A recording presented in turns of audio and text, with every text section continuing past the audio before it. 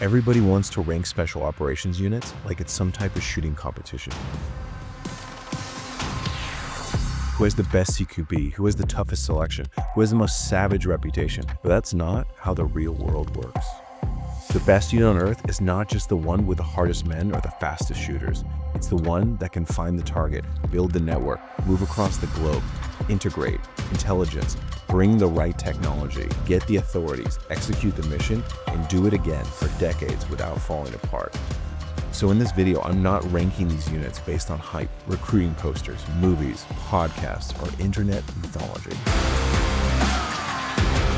I'm ranking them based on what actually matters: selection standards, training pipeline, operational experience, strategic impact, funding, intelligence integration, historical performance, and global reach. And when you look at it through that lens, the list changes. Some units that everybody worships don't rank as high as you might think, and the unit at the top is there for one reason. And it's not just because it's elite, it's because it's the complete package.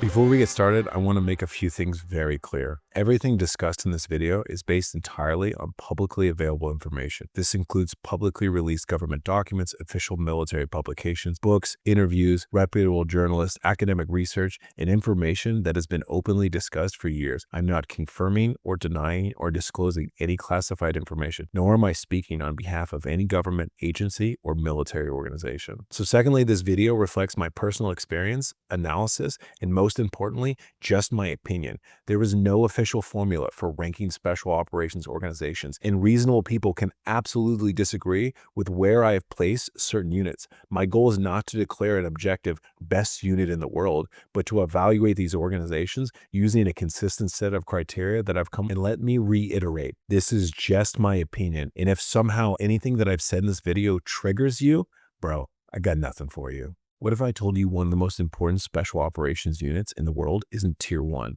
or that one of the most influential organizations in modern warfare isn't even an assault force, or that some of the most recognizable special operations units in the world aren't even in my top 10? Today, we're going to rank what I believe are the greatest special operations organizations in the world. Now, before everybody runs to the comments to tell me I'm wrong, let me explain exactly what we're ranking. This isn't a ranking of individual operators. This isn't a ranking of who would win in a fictional fight. This isn't a ranking of who has the best shooters. It's a ranking of the organizations themselves. I'm evaluating every organization using the exact same criteria: selection standards, training pipeline, mission complexity, operational experience, strategic impact, funding and resources, technology and equipment, innovation, intelligence integration, authorities, organizational culture, and institutional maturity. But I also added one category that I don't think gets talked about enough: institutional stability. Elite special operations organizations don't operate in a vacuum. They rely on trust between operators, trust between commanders, trust between intelligence agencies, and perhaps most importantly, trust between the government sending them into combat and the operators carrying out those missions. When that relationship begins to deteriorate, it can affect recruiting, retention, morale, leadership, innovation, and ultimately it can reduce an organization's long-term effectiveness. We've seen this happen in varying degrees across multiple countries. The United Kingdom has dealt with years of investigations into alleged misconduct involving members of the SAS. And Australia has faced similar challenges following the Berets report and subsequent investigations involving members of the SASR. And here in the United States, elements of the special operations community, including parts of the SEAL community and others, have also gone through periods of intense public scrutiny, investigation, and even leadership changes. But to be clear, I'm not using these events to judge entire organization based on the actions of a few individuals. Large organizations should never be reduced to the conduct of just a small amount of people. What I'm evaluating is whether prolonged investigations, public controversy, leadership turnover, and strained relationships with political leadership have affected an organization's overall health and long-term effectiveness. That's an organizational issue, and organizational health matters. Another thing to remember is that these organizations perform very different missions. You can't fairly compare a Green Beret to Delta. You can't compare ISA to the Rangers. You can't compare GIGN to the SAS. They are solving completely different problems. Some specialize in hostage rescue. Some specialize in unconventional warfare. Others specialize in intelligence collection, strategic reconnaissance, counterterrorism, or enabling every special operations organization. Because of that, this isn't simply a ranking of shooters. It's a ranking of the entire organization. One more thing, I'm not revealing these organizations from worst to best. Instead, we're going to jump around the rankings. That way, you won't know who's coming out next, and you definitely won't know who's going to be number one until the very end. Some of you are going to get triggered by this video. Prepare yourself. Most people are one decision away from changing everything. I spent years at the tip of the spear as a Tier 1 operator, and the one thing that separated the men who made it from the ones who didn't had nothing to do with talent. It was fitness, and not just physical fitness. The discipline, the clarity, the mental edge that comes from being locked in physically. And that transfers to every single area of your life. For a limited time, I'm offering a 30-minute one-on-one fitness consultation and audit. We will get on a call and I'll break down exactly what you need to be doing going forward. And not a cookie cutter program, but a custom strategy built for you that you can implement immediately. 30 minutes, $49.99. And you will walk away with a plan from someone who has operated and lived this at the highest levels. If you are serious about leveling up, click the link. And our first organization coming out our tier rating of a B+ is the 75th Ranger Regiment. We are starting with probably one of the most iconic organizations in American military history. The Ranger Regiment traces its lineage back to Rogers Rangers, formed in 1756 during the French and Indian War. While today's 75th Ranger Regiment is not a direct continuation of the Rogers Rangers as a standing unit, it proudly traces its heritage to those origins and carries forward the Ranger tradition that helped shape American Special Operations. If there is one organization that represents the foundation of American Special Operations, it's the Rangers. Today's Rangers have served in virtually every major conflict of the modern era: Grenada, Panama, Somalia, Afghanistan, Iraq, and countless classified operations around the globe. The modern 75th Ranger Regiment is America's premier special operations light infantry force. Their mission is deceptively simple: find the enemy, close with the enemy, destroy the enemy, anywhere in the world at any time. The Ranger Regiment specializes in direct action, airfield seizures, special operations raids, personnel recovery, special reconnaissance, and joint forcible entry operations. Unlike many special operations units, Rangers routinely operate as companies and battalions rather than just small assault teams. That gives them the capabilities almost nobody else in special operations possesses. Delta may capture a terrorist leader, but the Rangers can seize an entire airfield to allow an invasion to enter a country. They're built for speed, violence of action, and sustained offensive operations. Most people know about RASP, but what most people don't understand is that graduating RASP simply earns you the opportunity to serve in the regiment. The Ranger Regiment has one of the strongest cultures of continuous assessment anywhere in special operations. Getting to the Ranger Regiment is easier than staying in it. Performance isn't something you prove once, you have to prove it every day. That culture has created one of the most disciplined organizations in the U.S. military. If I had to describe the Ranger Regiment in 2 words, it would be consistency and discipline. They've spent decades refining direct action, not just conducting raids, but conducting raids at a tempo almost nobody else has ever matched. During the global war on terror, Rangers conducted thousands of combat missions. Night after night, year after year, that amount of combat experience is almost impossible to replicate. The regiment has also become one of the premier leadership development organizations in the special operations communities. Many leaders throughout the special operations and even JSOC spend time in the Ranger Regiment. Another advantage is resources, dedicated aviation, outstanding intelligence support, modern equipment, excellent funding, and exceptional readiness. Now, this is where people are probably going to disagree. The Rangers are phenomenal, so why aren't they A tier? Because this isn't tracking who can shoot the best. It's a ranking of overall organizational capability. The Rangers are primarily a direct action organization. They don't possess the same national level authorities as Delta. They don't have the same intelligence integration as ISA, nor do they operate inside the same strategic mission spaces as the organization in the JSOC National Mission Force. This isn't criticism, it's just simply a different mission. So why they rank here? If someone asked me what is the greatest special operations light infantry force in the world, my answer would almost certainly be the Ranger Regiment. But this list rewards more than experience in one mission. It rewards organizations that combine tactical excellence and strategic authorities, intelligence integration, technological innovation, global reach, and decades of institutional refinement. The Rangers score incredibly high in almost every category, just not quite high enough to move into the upper tiers, occupied by the organizations with a broader national level missions, so they earn an extremely respectable B+.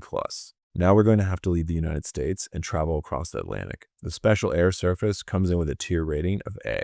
If the Rangers represented the roots of American special operations, then the SAS represents the birth of modern special operations. I don't think it's an exaggeration to say that almost every modern Western Tier 1 unit owes something to the SAS. When people think of elite special operations today, think about counterterrorism, hostage rescue, small teams operating deep behind enemy lines, strategic reconnaissance, precision direct action, and the SAS helped define all these concepts. Originally formed during the Second World War by David Sterling, the SAS was designed to solve a completely different problem than the conventional forces. Instead of fighting large formations head-on, Sterling proposed sending very small teams hundreds of miles behind enemy lines to destroy aircraft, fuel depots, logistic hubs, and infrastructure. At the time, many senior leaders thought the idea was crazy. Today, it seems obvious. That's because the SAS has proved that it works. Throughout the decades that followed, the SAS continued evolving, and by the 1970s, they had become the world's premier counterterrorism organization. The famous hostage rescue during the 1980 siege of the American embassy in Iran didn't just make headlines. It fundamentally changed how governments around the world viewed special operations and counterterrorism and hostage rescue. Many countries would go on to either create or significantly expand dedicated counterterrorism units and capabilities after seeing what the SAS was capable of. It is no coincidence that the organization like Delta Force, ISA, SEAL Team 6 is heavily influenced by the SAS model. The SAS specializes in counterterrorism, hostage rescue, direct action, strategic reconnaissance, special reconnaissance, counterinsurgency, foreign internal defense, and military assistance. Unlike many people realize, hostage rescue is only one piece of what they do. Historically, the SAS has demonstrated time and time again an incredible ability to adapt to changing conflicts. From World War II to Northern Ireland to Iraq, Afghanistan, and beyond. If there's one thing the SAS is famous for besides hostage rescue, it's the selection process. The phrase, "who dares wins," isn't just a motto. It reflects an entire organization's philosophy. SAS selection has become legendary. Long-distance endurance marches, navigation over difficult terrain, sleep deprivation, psychological pressure, and an expectation that candidates solve problems independently. Over the decades, countless special operations organizations have modeled portions of their own selection after the SAS, and that heavily includes many American organizations. When Colonel Charlie Beckwith created Delta, he drew heavily from the experience when he was serving with the SAS on exchange when he was a Green Beret. Many of the concepts we associate with Tier 1 units today were refined by the SAS decades earlier. And when discussing the strengths of the SAS, probably the biggest word that comes to mind is innovation. The SAS has spent more than 80 years adapting to new threats. Throughout history, they've pioneered techniques in counterterrorism, special reconnaissance, vehicle mobility, long-range patrol operations, small team tactics, hostage rescue. Their influence extends far beyond the United Kingdom. You can see elements of SAS doctrine in countless Western SOF organizations. Another major strength is institutional maturity. Very few organizations have had as much time to refine their culture. Generations of operators have built upon the lessons learned by the generations before them. The kind of institutional knowledge is almost impossible to replace. Finally, the reputation. The SAS remains one of the most respected special operations organizations in the entire world. When allied special operations units train together, the SAS is consistently viewed as one of the premier professional organizations. Now, this is where some people may disagree. If the SAS is so legendary, why are they not in S tier? For me, it comes down to the ecosystem and mainly funding. The SAS simply doesn't have access to the same level of funding, technology, intelligence integration, and global support that the organizations operating within the American JSOC ecosystem enjoy. That's not criticism, it's simply a reflection of resources. The United States has an enormous defense budget and a global integration architecture that no ally can truly match. Another factor I've considered is institutional stability. Over the last several years, the SAS has faced significant public scrutiny following allegations of unlawful killings during operations in Afghanistan. Investigations, legal proceedings, and public debate have placed the regiment under sustained pressure. To be clear, I'm not judging an entire organization based on simply allegations involving a relatively small number of individuals. Large organizations should never be reduced to the actions of just a few. However, I'm evaluating organizational health. Extended investigations, leadership scrutiny, public controversy, and strained relationships between operators and government can affect morale, retention, recruitment, recruiting, and institutional trust. These factors matter when you're evaluating the long-term effectiveness of an elite organization. So why do they rank here? If I were ranking influence alone, the SAS might be number one. No organization has shaped modern Western special operations more. But the ranking isn't about history alone. It's about where the organizations stand today. The SAS remains one of the world's finest special operations units. Their selection is exceptional. Their culture is exceptional. Their combat record is exceptional. Their influence on modern SOF is unmatched. The only thing keeping them below the American national mission units is the differences funding, intelligence, integration, technological resources, and strategic authorities. Those advantages don't necessarily make American operators better. They do make American organizations more capable at the institutional level. For that reason, the SAS earns an A-tier rating. Now we're going to make a sharp turn. We've talked about one of the greatest military special operations organizations ever created. Next, we're going to discuss an organization that isn't military special operations in the traditional sense, yet has built one of the greatest reputations for hostage rescue and counterterrorism anywhere in the world. The French GIGN. The French GIGN are going to get a respectable tier rating of B. So who are the French GIGN? So now that we're moving away from military special operations and into one of the world's premier tactical intervention units, and excuse me if I butcher this name, the Groupe d'Intervention de la Gendarmerie Nationale, better simply known as the GIGN, is France's elite counterterrorism and hostage rescue unit. Now I want to point out something before we start. The GIGN is probably the hardest organization on this list to rank. Why? Because they are not really competing against Delta. They're not competing against the SAS. They're not competing against the Green Berets.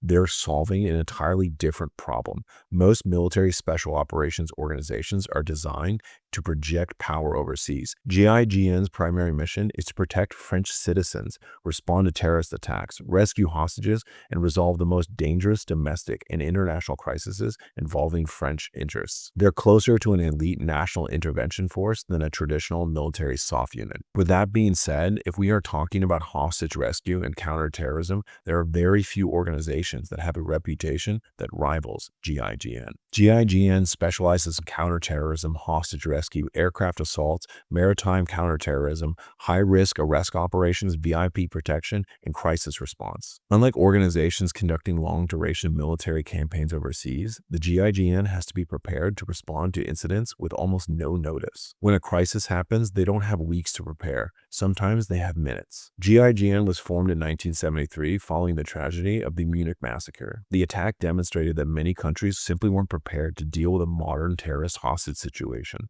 France responded by creating a dedicated organization capable of resolving those incidents. Over the following decades, GIGN became one of the world's leaders in counterterrorism tactics. One operation in particular cemented that reputation. In 1994, terrorists hijacked Air France flight 8969 with the intention of crashing it into Paris. After the aircraft landed in Marseille, GIGN stormed the plane. Within minutes, they killed the terrorists and rescued overwhelmingly majority of the passengers. To this day, it's still studied as one of the finest aircraft hostage rescue operations ever conducted. One thing that often surprises people is just how selective GIGN is. Candidates undergo extensive physical testing, psychological evaluations, marksmanship assessments, close quarters battle training, stress inoculation, decision-making under pressure.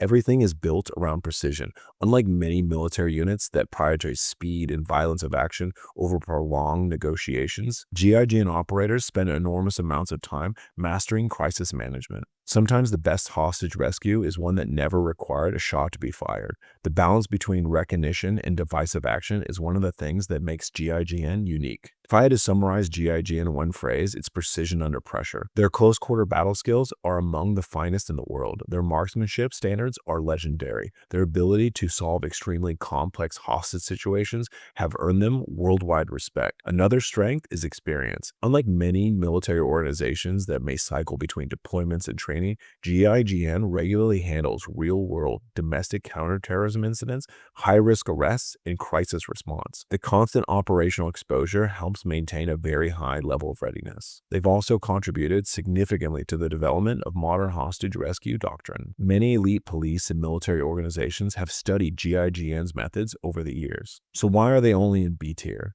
because this isn't purely a counterterrorism ranking. It's an overall organization ranking. GIGN had much narrower mission set than the organizations like Delta, SAS, or the Green Berets. They don't conduct long-range reconnaissance, unconventional warfare, foreign internal defense, strategic military campaigns, partner force development, or sustained expeditionary combat operations. They also don't possess the same intelligence integration, global authorities, and aviation assets or military resources available to organizations operating inside commands like JSOC. Again, this isn't a criticism, they're just simply designed for a different mission. If this video were ranking hostage rescue operations alone, GIGN would be much higher. So why do they rank here? This is one of the easiest organizations to respect: professional, disciplined, exceptionally trained, and with one of the greatest hostage rescue records in history. The reason they sit at B tier isn't because they are less capable, it's because they are intentionally specialized. Their primary mission is solving some of the most dangerous terrorist incidents imaginable. They're not intended to conduct global military special operations campaigns. When I evaluate all the categories equally, funding, authorities, mission diversity, strategic reach, intelligence integration,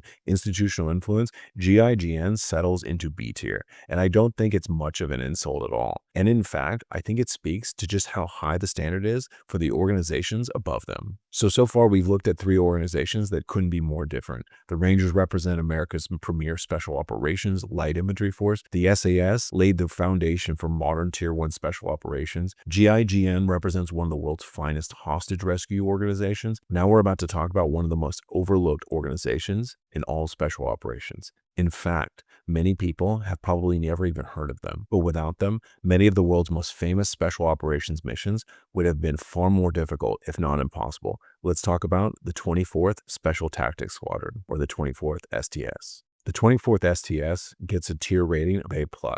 So who are they? This is probably the first organization on the list that's going to surprise people. In fact, I imagine there are quite a number of few people asking, wait, the 24th STS is ranked well above most majority of the special operations throughout the world? And yes, and by the end of this section, I think you'll understand why. The 24th STS is the United States Air Force's premier special tactics unit assigned to the Joint Special Operations Command. Unlike Delta or DEVGRU, the 24th isn't primarily an assault force. They're an enabling organization. But don't let the word enable fool you. Their operators bring together capabilities that almost no other organization possesses in one place. They don't just fight, they connect the entire battlefield. One thing people don't realize is that the 24th STS isn't built around one specialty. It's made up of several elite Air Force special warfare career fields working together, including combat controllers, pararescuemen, special reconnaissance operators, and tactical air control party operators. Each brings a different capability. Together, they create one of the most versatile organizations in special operations. The 24th STS specializes in joint terminal attack control, combat control, airfield assessment, personnel recovery, precision strike integration, battlefield communications, special reconnaissance,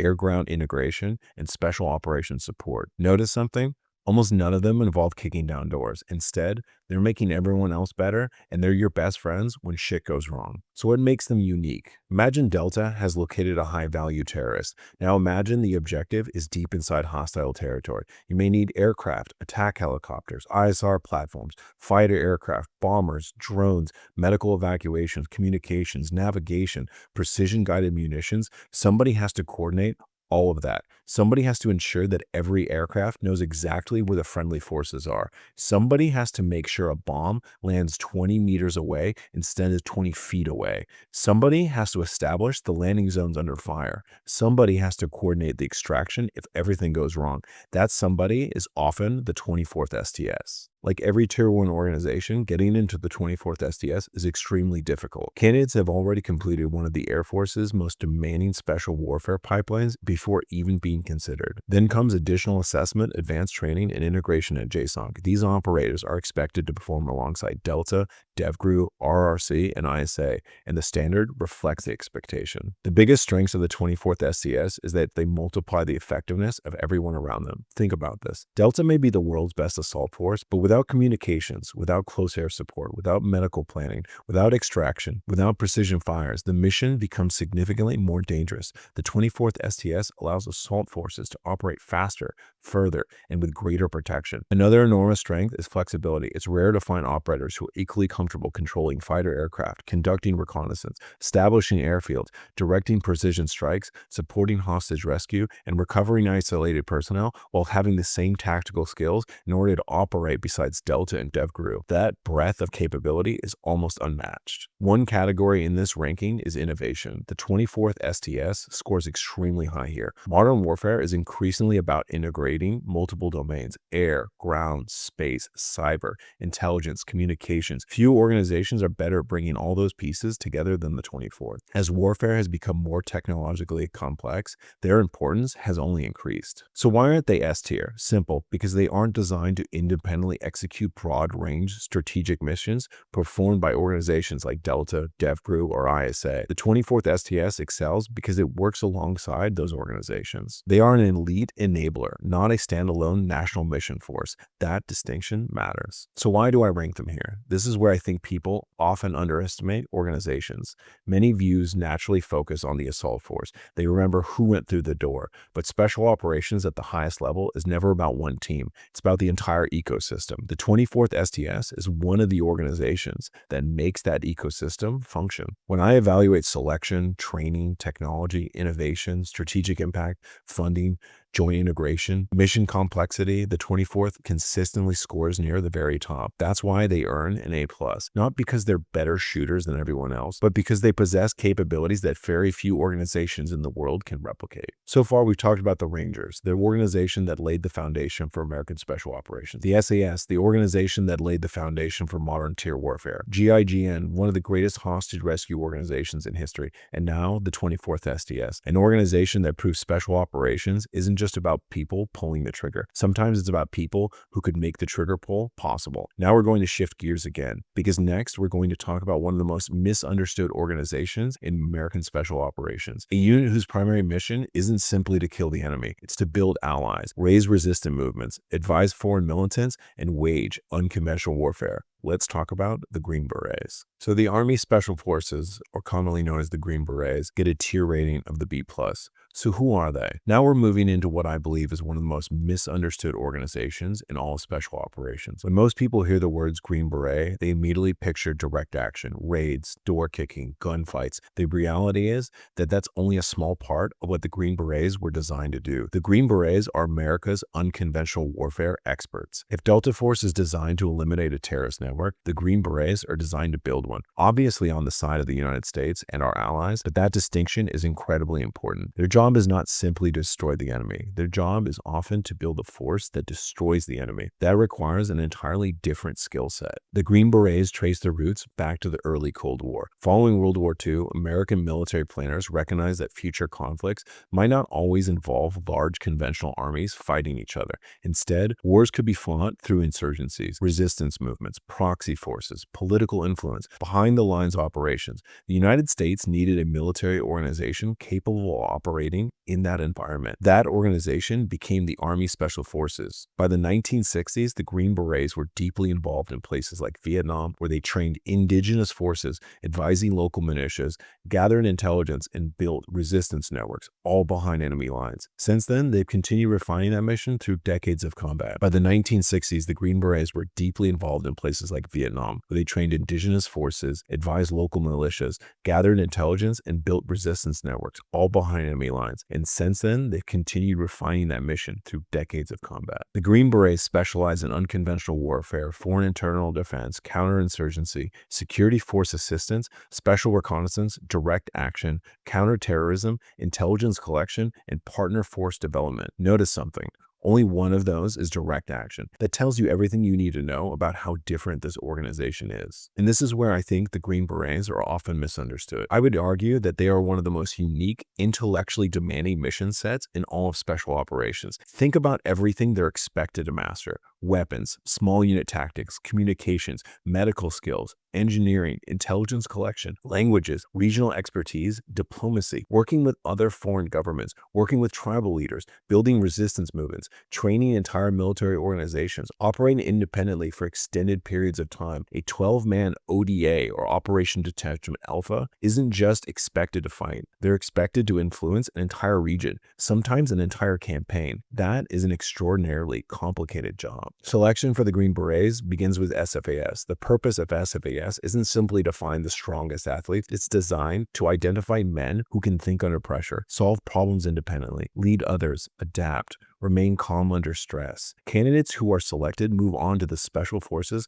Qualification Course, or commonly known as the Q Course. This is one of the longest and most comprehensive training pipelines in all of special operations. Students don't simply learn to shoot, they learn languages, regional culture, advanced medical skills, engineering, communications, planning, and eventually conduct a full unconventional warfare exercise known as Robin Sage. Robin Sage forces candidates to organize, advise, and support a simulated resistance movement. It's the closest thing to the real mission that they're likely to encounter. Robin Sage forces candidates to organize, advise, and support a simulated resistance movement. It is the closest thing to the real mission they're likely to encounter until they reach real combat. If I had to summarize the Green Berets in one word, it's versatility. There probably isn't another special operations organization that can accomplish such a broad range of missions within a 12-man team. Another enormous strength is the institutional experience. The Green Berets have been refining unconventional warfare since the 1950s. That's over 70 years of lessons learned, doctrine, training, institutional knowledge.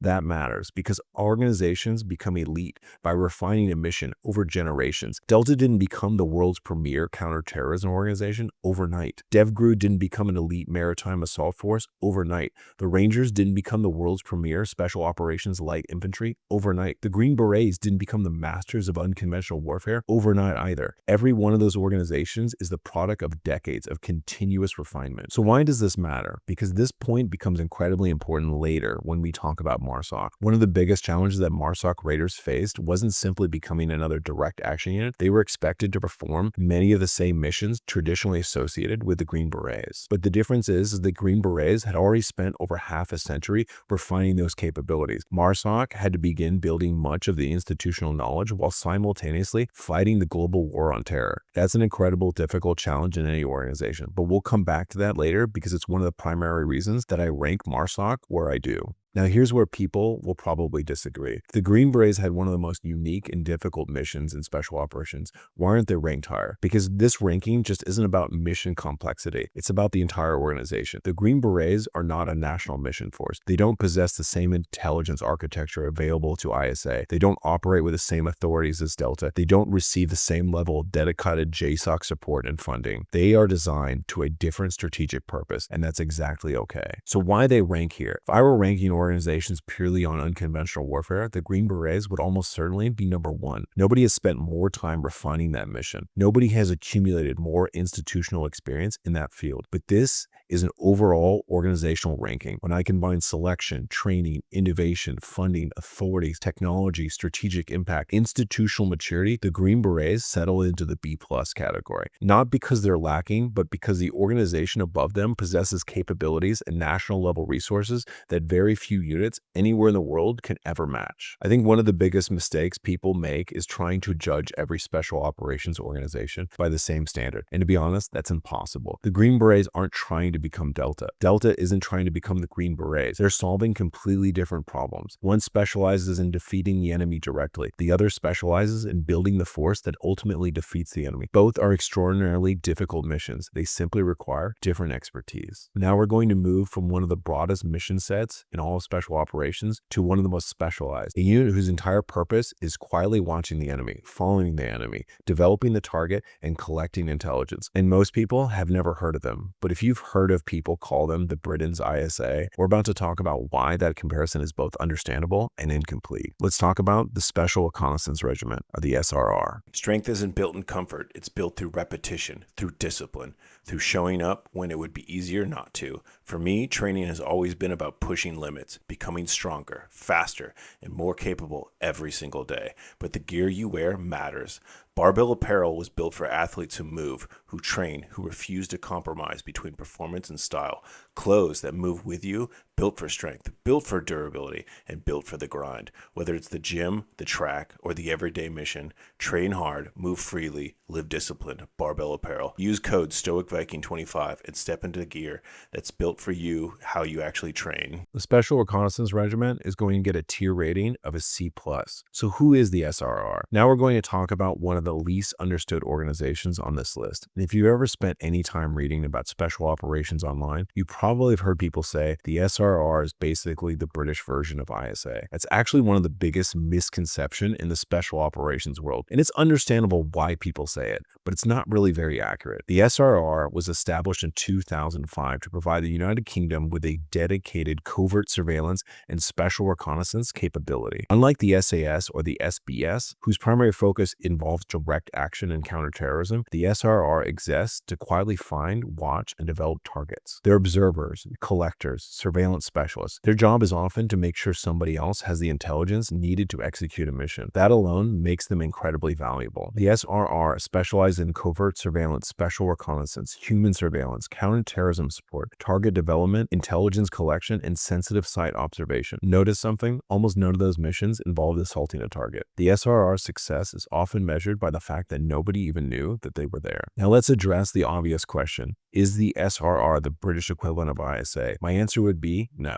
They're probably the closest publicly acknowledged organization, but they're not the same thing. And that's because the United Kingdom and the United States have built their intelligence systems very differently. The United Kingdom spreads intelligence responsibilities across multiple organizations. For example, the Government Communications Headquarters handles much of Britain's signals intelligence and cyber operations. Secret Intelligence Service conducts foreign intelligence collection. Secret Service is responsible for domestic intelligence and counterintelligence. The SRR provides covert surveillance and special reconnaissance. Meanwhile, organizations, the Special Air Service and the Special Boat Service, conduct assault operations. Each organization specializes in one piece of the puzzle, but the United States takes a different approach. Organizations like the Intelligence Support Activity, or ISA, operate inside a much larger intelligence ecosystem. They integrate directly into the organizations such as the NSA and the CIA, along with numerous other intelligence community partners while directing JSOC operations. ISA brings together capabilities that Britain distributes across several different organizations. That's why calling SRR Britain's ISA is only partially correct. They're compatible in one area, but ISA's overall mission is significantly broader. We'll talk much more about that when we get to ISA later in this video. Because of the nature of the mission, SRR operators are often selected for a very different skill set than the traditional assault units. They're looking for patience, observation, blending into the environment, maintaining surveillance for extended periods, collecting information without being detected. This isn't Hollywood. Most surveillance work is methodical. Hours, days, sometimes weeks of preparation. One mistake can compromise an entire operation. That requires tremendous discipline. If I had to summarize the SRR in one phrase, it's invisible professionalism. They're exceptionally good at operating without drawing attention. Their surveillance capabilities are considered some of the best anywhere in the world. And another strength is specialization. Unlike organizations that divide attention across multiple mission sets, the SRR exists to become exceptionally good at one thing: finding people,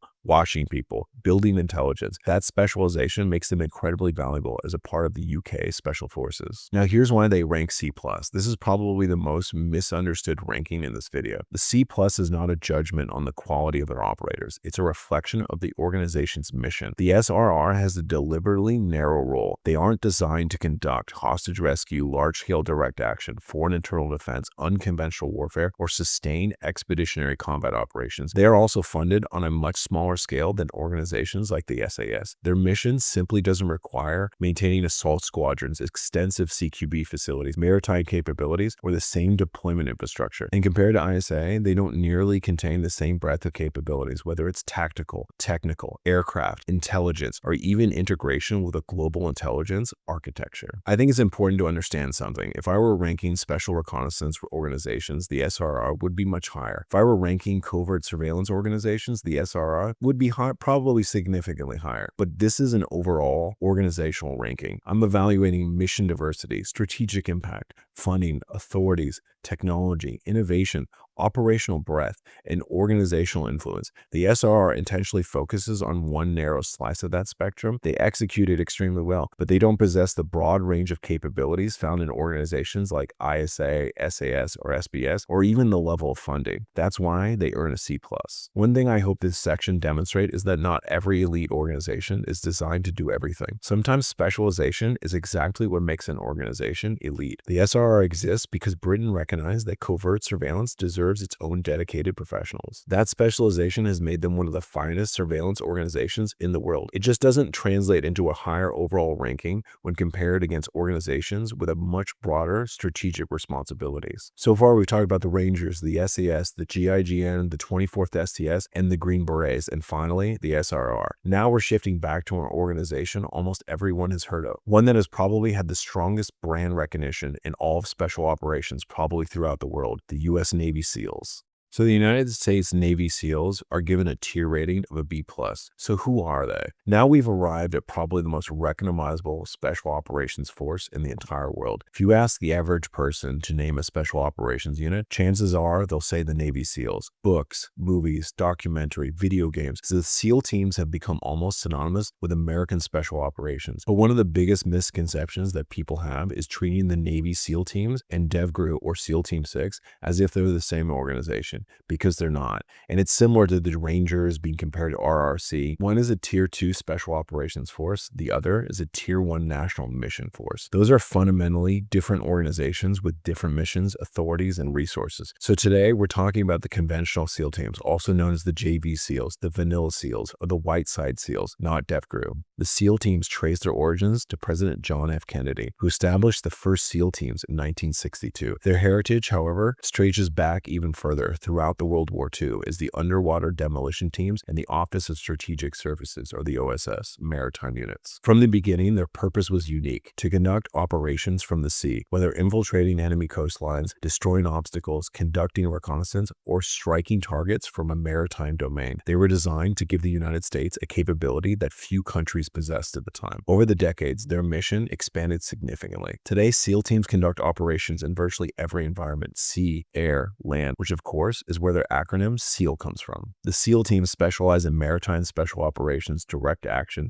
special reconnaissance, counterterrorism, VBSS or visit, board, search and seizure, underwater demolition, coastal reconnaissance, foreign internal defense, security force assistance. Like the Green Berets, SEAL teams have a broad mission set, but their expertise remains rooted in maritime operations. Probably no selection course in the world has become more famous than BUDS, Basic Underwater Demolition SEAL Training. Thanks to the television and social media and movies, most people know about Hell Week. What many people don't realize is that BUDS is only the beginning. After BUDS comes parachuting, SQT, advanced weapon trainings, communication, medical skills, small unit tactics, maritime operations, and eventually assignment to an operational SEAL team. Like every elite organization, the learning never stops. Operations continue throughout their careers. If I had to summarize the SEALs in one word, it's adaptability. Very few organizations can transition between open ocean operations, riverline operations, mountain warfare, urban combat, desert warfare, Arctic environments, and jungle operations. The SEAL teams have accumulated an enormous amount of combat experience throughout the global war on terror. Their operational tempo has been tremendous. Another major strength is resources. The U.S. military invests heavily in naval special warfare. With excellent equipment, excellent training facilities, strong intelligence support, advanced technology, the SEAL teams remain one of the finest special operations organizations anywhere in the world. So why are they B+? This is where I think a lot of people confuse reputation with organizational structure. The SEAL teams are outstanding, but they're not DEVGRU, they're not SEAL Team 6. They don't possess the same national mission authorities. They don't have the same intelligence integration. They don't receive the same level of dedicated support available to JSOC's national mission units. They're also not nearly as specialized as organizations like the Ranger Regiment, which has become the benchmark for large-scale direct action. The SEAL teams are asked to do many things very well. That wide breadth of capabilities is a strength, but it also means they aren't solely focused on one mission in the same way that some organizations are. This is another place where I considered institutional stability. Over the past decade, elements of the SEAL community have experienced periods of intense public scrutiny. High-profile criminal cases, leadership changes, questions surrounding discipline, media attention, and it's important to separate those incidents from the overwhelming majority of professional operators who served honorably. No elite organization should be judged solely by the actions of a handful of individuals. However, organizational culture matters. When controversies begin affecting recruiting, retention, leadership, or public confidence, they become part of the organization's overall health. That's one of the factors I considered throughout this ranking and applied the same standard to every organization, whether it's an American, British, Australian, or anyone else. So why do they rank here? So if I were ranking maritime special operations alone, the SEAL teams would rank much, much higher. But this is an overall organizational ranking, which I evaluate selection, training, mission diversity, funding, innovation, combat experience, institutional maturity, strategic impact, and authorities. The SEAL teams settle at a very strong B+.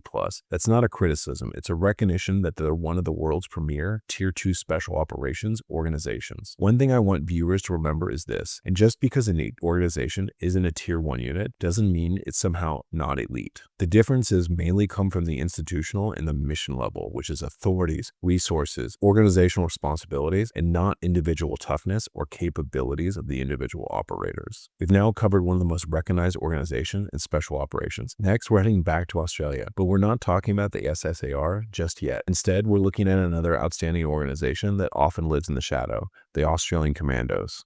I spent years as a Tier 1 operator with ISA, and I had the privilege to work with some of the best conditioned human beings on the planet. I know what peak performance looks like, and I also know what it looks like when someone's running on empty and they're telling themselves that it's just stress. If you're watching this and your energy is down, your recovery is shot, and you feel like you're operating at half capacity, your testosterone is probably the reason. I know it was for me, because it's not your mindset, it's not your discipline, it's your biology. Human performance is veteran-owned and operated by other Tier 1 operators. They run blood work, they will build a protocol around you, and they actually know what they're doing because they've lived the same life as you. And I use them because I don't promote things I don't use. Because you're watching right now, you can get a discount of 20% off by using my discount code Viking. The link is below. Get the blood work done. If you're fine, then you'll know. If not, then you'll have a solution. Either way, you win. Discount code Viking. Do it today.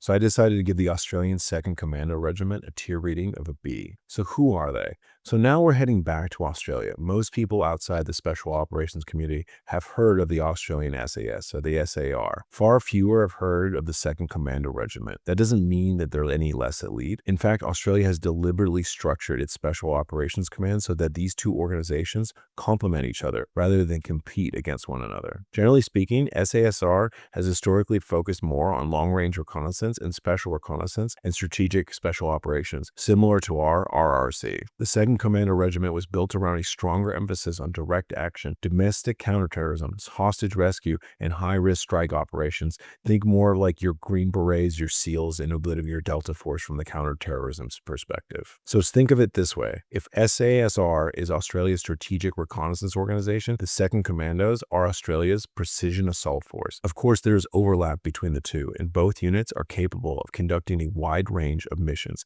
but each has developed into its own area of expertise. The 2nd Commando Regiment traces its origins to the reserve commando units before evolving into today's full-time Special Operations Regiment. Over the past 2 decades, particularly during the global war on terror, the regiment matured rapidly. Deployments to Afghanistan provided extensive combat experience and allowed the organization to refine its direct action capabilities alongside Australian and coalition special operations partners. Today, it forms one of the 2 principal maneuver elements within Australia's Special Operations Command. The 2nd Commando Regiment specializes in direct action, counterterrorism, hostage rescue, special reconnaissance, special recovery operations, military assistance, domestic counterterrorism response. Unlike larger conventional forces, they're optimized for small unit precision operations. Whether that's conducting a raid overseas or responding to a terrorist incident at home, they're designed to move quickly, strike decisively, and withdraw before the enemy can ever react. One thing Australia does exceptionally well is maintaining high selection standards. Selection into the 2nd Commando Regiment is physically demanding,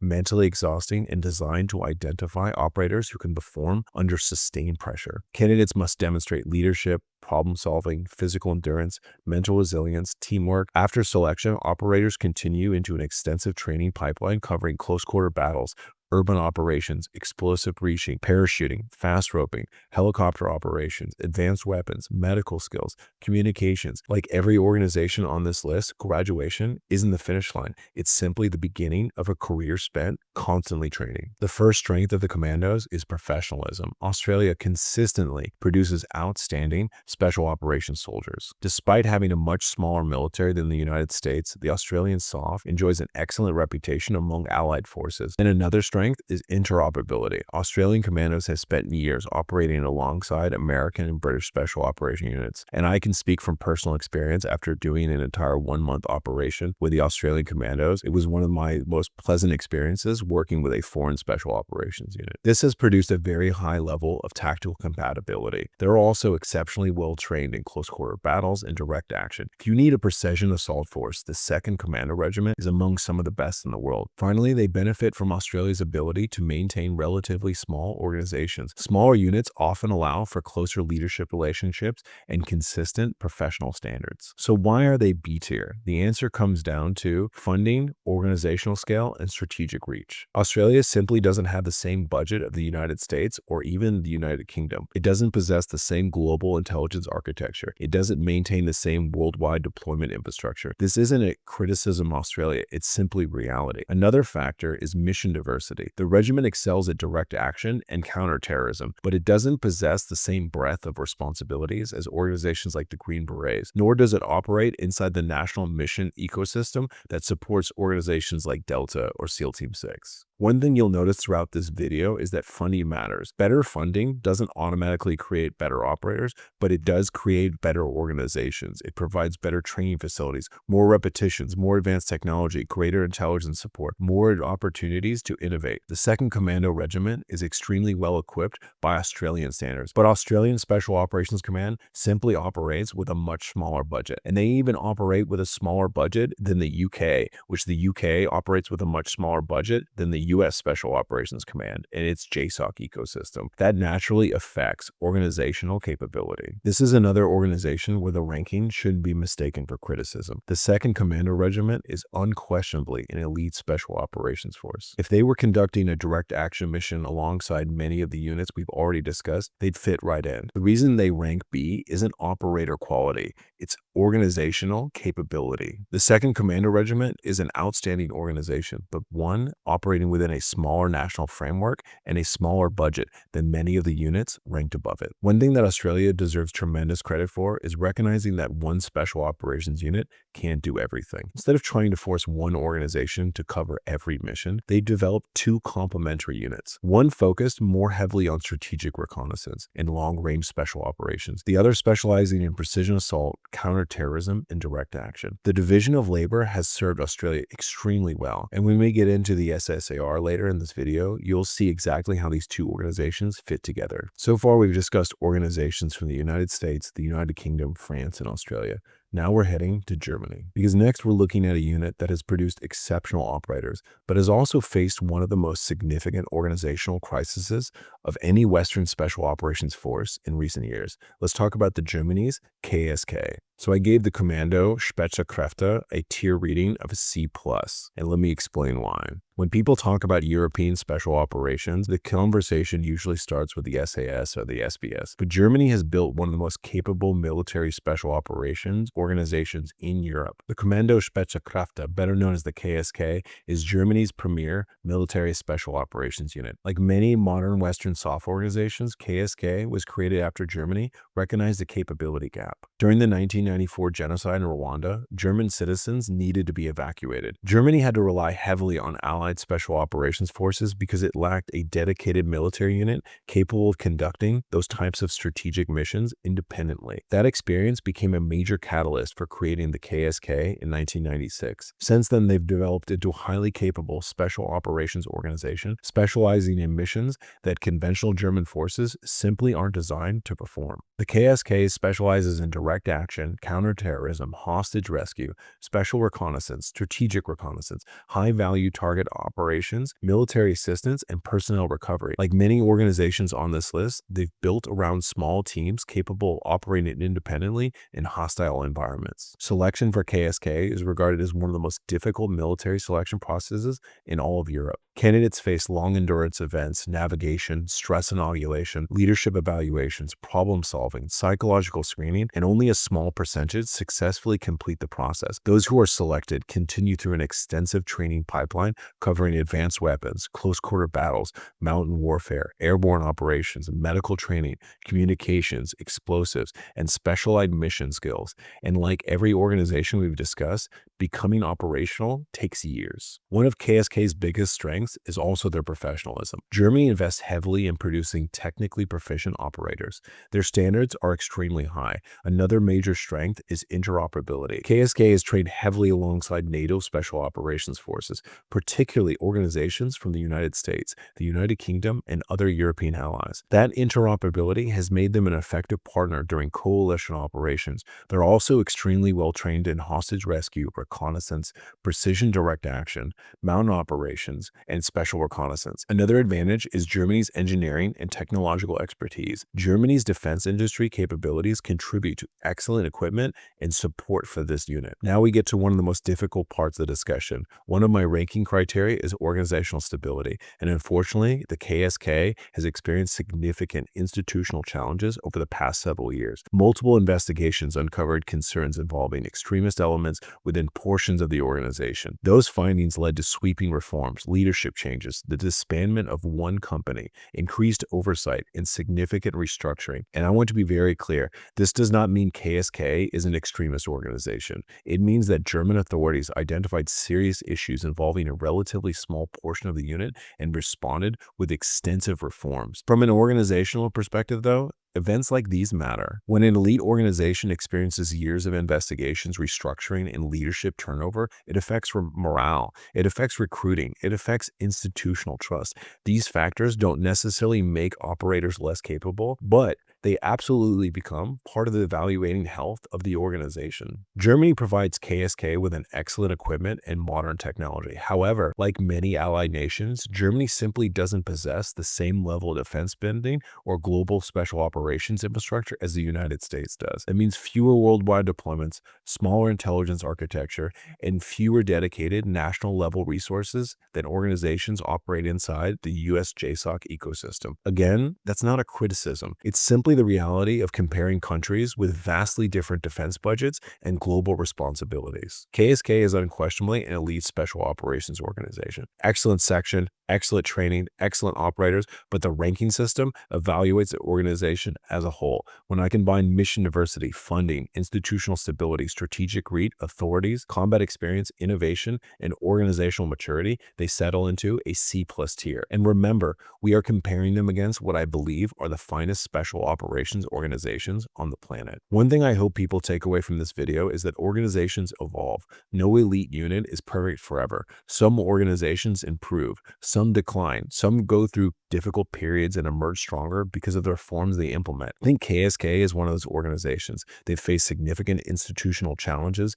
They've addressed many of them, and today they remain one of Europe's premier military special operations forces. So far, we've discussed organizations that specialize in direct action, hostage rescue, unconventional warfare, special reconnaissance, air-ground integration. Now we're moving back to the maritime world, returning to the United Kingdom to talk about an organization that often lives in the shadow of the SAS. In reality, many people inside the special operations community consider them every bit as capable. Let's talk about the Special Boat Service. So I gave the British Special Boat Service, or the SBS, a tier rating of an A. If the SAS is the most famous British special operations organization, the SBS may be the most underestimated. One of the biggest misconceptions people have is that the SBS is somehow below the SAS. That's simply not true. The SBS is the Royal Navy's premier special operations unit, and alongside the SAS, forms the United Kingdom's national Tier 1 special operations capability. The relationship between the SAS and SBS is actually very similar to the relationship between Delta Force and DEVGRU. Different origins, different historical specialties, different cultures,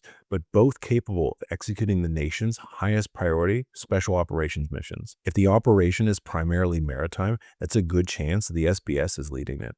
If it's inland, the SAS may take the lead. But in reality, there's significant overlap between the two organizations, and both have evolved into full spectrum Tier 1 units. The Special Boat Service, or the SBS, traces its roots back to the Second World World War. Originally formed as the Special Boat Section and later the Special Boat Squadron, the unit specialized in maritime reconnaissance, coastal raids, sabotage, and intelligence gathering. Operating from kayaks, small boats, submarines, and other covert insertion methods, early SBS operators often worked deep behind enemy lines. Over the decades, the organization expanded far beyond its maritime roots. Today, the SBS conducts missions across land, sea, and air, while maintaining a world-class expertise in the maritime environment. The SBS specializes in maritime counterterrorism, hostage rescue, direct action, special reconnaissance, underwater operations, maritime interdiction, counterterrorism, intelligence support, and strategic raids. While maritime operations remain their hallmark, they're fully capable of conducting inland special operations alongside the SAS. One of the things that most people don't realize is the SBS and the SAS selection systems are closely connected. Historically, many SBS operators come from the Royal Marines, while the SAS traditionally recruit more heavily from the British Army. Today, personnel can come from across the UK Armed Forces. Candidates undergo one of the most demanding selection processes in the entire world: endurance marches, navigation, stress events, escape and evasion, resistance and interrogation, and extensive continuation training. After selection, SBS operators receive additional instruction in advanced maritime operations that few organizations anywhere in the world can even match. That includes combat diving, submarine operations, shipboarding, underwater infiltration, maritime reconnaissance. These capabilities remain one of the SBS's defining strengths. If I had to summarize the SBS in one phrase, it would be maritime mastery. There is probably no special operations organization outside of DEVGRU in the world with more institutional experience conducting maritime special operations. Their experience extends from combat diving to oil platform assaults, ship takedowns, submarine insertions, and amphibious reconnaissance. Another enormous strength is versatility. People sometimes think the SBS only operates on water. That's simply outdated thinking. Over the past several decades, the SBS has conducted extensive operations in Iraq, Afghanistan, and numerous other environments far removed from the sea. Like the SAS, they've become a truly global special operations organization. Another major advantage is institutional maturity. The SBS has spent decades refining its doctrine, leadership, and operational culture. That experience matters. Elite organizations aren't built overnight. They're built over generations. So why aren't they S tier? The answer is similar to the SAS. Their limiting factor isn't operator quality, it's the ecosystem, it's funding. United Kingdom simply doesn't maintain the same defense budget, intelligence architecture, technological resources, or global support network available to the organizations inside the JSOC ecosystem. Organizations like Delta, DEVGRU, ISA, 24th STS operate within a national security structure that is extremely unique in the entire world. Another factor is the institutional stability. Like the SAS, the broader UK Special Forces enterprise has operated under increased public scrutiny in recent years following investigations into alleged misconduct during operations in Afghanistan. Again, I'm not judging thousands of professional operators based on allegations involving a relatively small number of individuals. I'm evaluating organizational health. When investigations, legal proceedings, leadership attention, and political scrutiny continue for years, they will inevitably influence trust between operators, commanders, and its own government. That relationship is essential for an elite organization, especially a tier 1 organization. One of the major themes throughout this video is that funding doesn't necessarily make better operators. It builds better organizations, better facilities, better technology, more training repetitions, greater research and development, more intelligence integration. The SBS is exceptionally well equipped, but compared to America's national mission units, they operate with fewer resources and a smaller intelligence ecosystem. That isn't a flaw. It's simply the reality of comparing the defense budgets of two completely different countries. If we were ranking maritime special operations alone, the SBS and DEVGRU would be battling for the top position. But this is an overall organizational ranking when I evaluate. And the SBS earns an A tier. They're one of the finest military special operations organizations on Earth. They simply don't benefit from the same national level ecosystem available to America's tier 1 units. One thing I think is important is to emphasize that the SBS and the SAS should not be viewed as competitors. They're partners.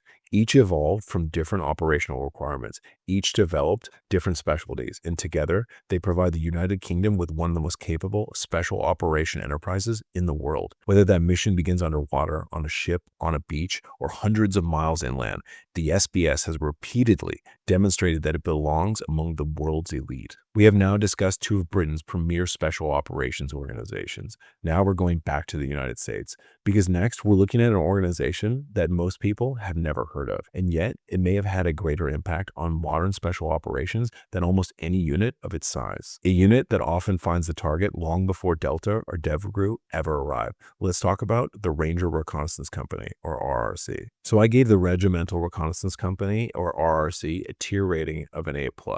So before we continue, I want to quickly explain for people who may not know that RRC are essentially like your tier 1 level Rangers, kind of very equivalent to the tier 1 SEALs that DEVGRU has in comparison to the normal Navy SEALs. So RRC is a strategic reconnaissance and advanced force operations organization. Their main mission isn't necessarily kicking in doors. Their mission is making sure that somebody else knows exactly which doors to kick. The distinction is incredibly important. RRC has traditionally provided the Ranger Regiment at times and other national level organizations with capabilities involving advanced force operations, strategic reconnaissance, target development, sensitive reconnaissance, and intelligence collection. If you've watched enough of my ISA content, you probably have noticed a pattern. The organization that finds the target often becomes just as important as the organization that assaults it. The origins of RRC can be traced back to the Ranger Regiment's need for a dedicated reconnaissance capability capable of operating ahead of the conventional Ranger forces. Rather than simply gathering battlefield intelligence, RRC evolved into an organization capable of conducting extremely sensitive reconnaissance missions in support of strategic objectives. Because of the nature of their work, much of what they do remains classified. That makes them one of the least publicly understood organizations on this list. But what is publicly available paints a picture of a unit operating at an exceptionally high level. So RRC specializes in advanced force operations, strategic reconnaissance, special reconnaissance, target development, intelligence collection, surveillance, and operational preparation of the environment. This leads me into a question that I get quite a bit. What are advanced force operations? And honestly, it's one of these terms that I hear that people hear all the time without really understanding. Advanced force operations, or AFO, involve placing reconnaissance elements into an area before the main assault force arrives. Their job may include confirming the target, watching the target, building the intelligence picture, studying enemy routines, identifying escape routes, confirming friendly approaches, establishing communications, and sometimes they may spend days observing a target before anyone else ever even knows an operation is about to begin. When the assault force finally launches, it already knows almost everything it needs to know about the target, and that dramatically increases the probability of mission success. RRC recruits from within one of the most elite organizations already on this list, the Ranger Regiment. That means candidates have already demonstrated exceptional tactical ability before they are even considered. From there, the standard only increases. Operators are expected to master advanced reconnaissance, long-duration surveillance, navigation, communications, intelligence reporting, insertion techniques, observation, remaining undetected, and operating independently in denied environments. Unlike assault forces that may spend minutes on a target, RRC operators often measure success by remaining unseen for days. If I had to describe RRC, it would be discipline and preparation. Everything they do is designed to make everyone else's mission more successful. The better the reconnaissance, the better the intelligence, the better the assault. That's why I rank organizations like RRC so highly. People naturally focus on the people kicking in the door, but somebody had to determine which door, who was inside, what time they'd be there, how many guards were present, where reinforcements would come from. That's strategic value. Another enormous strength is integration. RRC has historically worked alongside organizations across the JSOC ecosystem.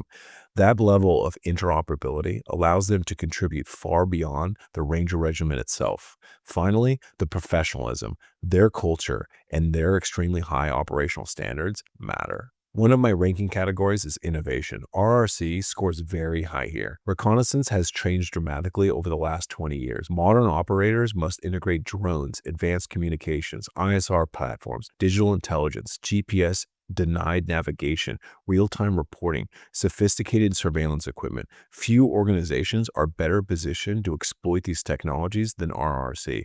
As warfare becomes increasingly intelligence-driven, organizations like RRC are going to become even more valuable. So you might be wondering why this American Special Operations Tier 1 organization did not make it into the S tiers, and it only made it into A+.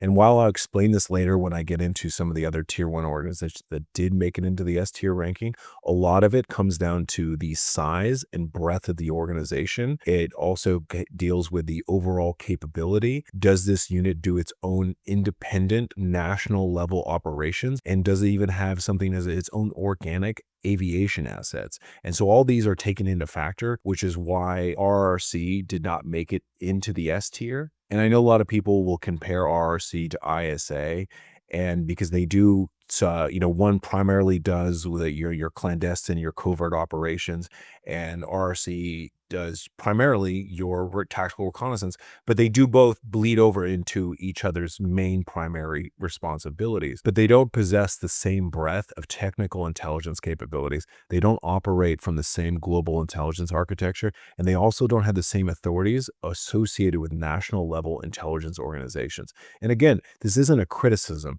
It's just simply recognizing that they have different missions and they are different sizes of these units. So why do they rank here? So this ranking is going to surprise a lot of people because some people just don't even know that RRC exists, or they just don't know it very well. But the popularity has nothing to do with their capability. And quite frankly, most of the organizations we've already discussed become significantly more effective because organizations like RRC exist. Finding the target is often harder than hitting the target, and that's why I believe they deserve an A+. One thing I hope people are beginning to notice is a bit of a theme here. These organizations that are climbing towards the top of this list, being the best shooter is not the only factor. They're the organizations that combine tactical capabilities, intelligence, technology, planning, and other operational excellence into one capability. That's where modern warfare is headed. Success increasingly belongs to the side that understands the battlefield first. Organizations like RRC embody that philosophy. Now we're staying in the Tier 1 reconnaissance world, but we're going to travel halfway around the globe.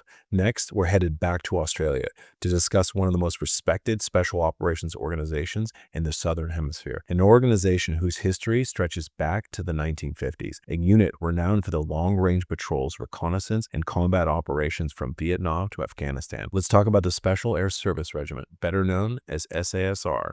So I gave the Australian Special Air Service Regiment a tier rating of a B+.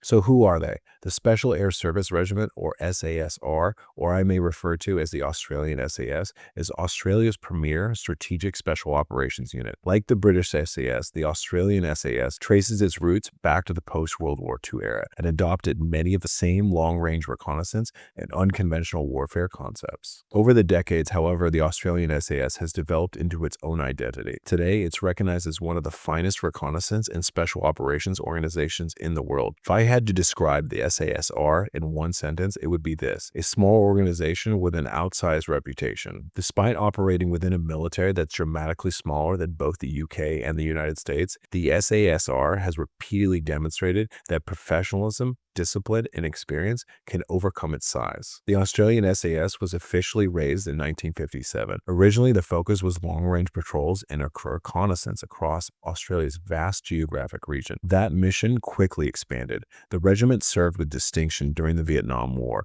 conducting long-range reconnaissance patrols that became legendary within the special operations community. Those patrols helped establish SASR's reputation for patience, fieldcraft, navigation, and operating independently deep inside hostile territory. Over the following decades, SASR continued evolving. Operations in East Timor, Iraq, Afghanistan, and numerous classified missions that transformed the regiment into a full-spectrum operations force. Today, while reconnaissance remains one of its defining strengths, the SASR is equally capable of conducting direct action counterterrorism and strategic special operations. The Australian SAS specializes in long-range reconnaissance, strategic reconnaissance, direct action, counterterrorism, special reconnaissance, military assistance, foreign internal defense, defense and special recovery operations. Like the British SAS, their mission set has broadened significantly over time. One of the reasons why the Australian SAS enjoys such a strong reputation is its selection process.